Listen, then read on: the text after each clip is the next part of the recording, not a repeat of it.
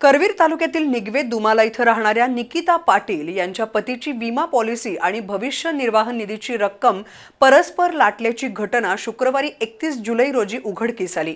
पुलाची शिरोली इथल्या अनिरुद्ध पाटील आणि भारती पाटील या मायलेकानं 70,60,000 रुपयांची फसवणूक केल्याबाबत निकिता पाटील यांनी न्यायालयात फिर्याद दिली।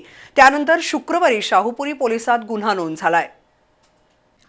मूळच्या शिरोलीतल्या निकिता पाटील या पती श्रीधर पाटील यांच्या मृत्यूनंतर सध्या निगवे दुमाला इथल्या गीतांजली कॉलनीत राहतात।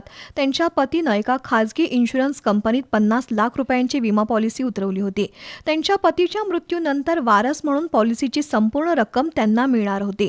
तसंच भविष्य निर्वाह निधीची रक्कम अशी 70,60,000 रुपयांची रक्कम त्यांना मिळणार होती। निकिता यांचे शिरोली इथं राहणारे दीर अनिरुद्ध पाटील आणि सासू भारती पाटील यांनी संगनमत करून निकिता यांच्याकडून पॉलिसी, वेगवेगळे धनादेश आणि कागदपत्र सह्या करून स्वतःकडे घेतले। पॉलिसीची आणि प्रॉव्हिडंट फंडाची रक्कम मिळवून देतो असा विश्वास दिल्यानं निकिता पाटील यांना संशय आला नाही।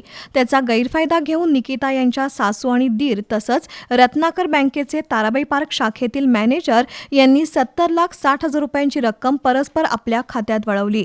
ही घटना 4 एप्रिल 2023 ते 15 जुलै 2025 या कालावधीत घडली। या प्रकरणी निकिता यांनी चौकशी केल्यानंतर आपल्याच कुटुंबियांकडून फसवणूक झाल्याचं त्यांच्या लक्षात आलं। या प्रकरणी निकिता पाटील यांनी न्यायालयात तक्रार दाखल केल्यानंतर शाहूपुरी पोलिसात 3 जणांविरोधात गुन्हा नोंद झालाय।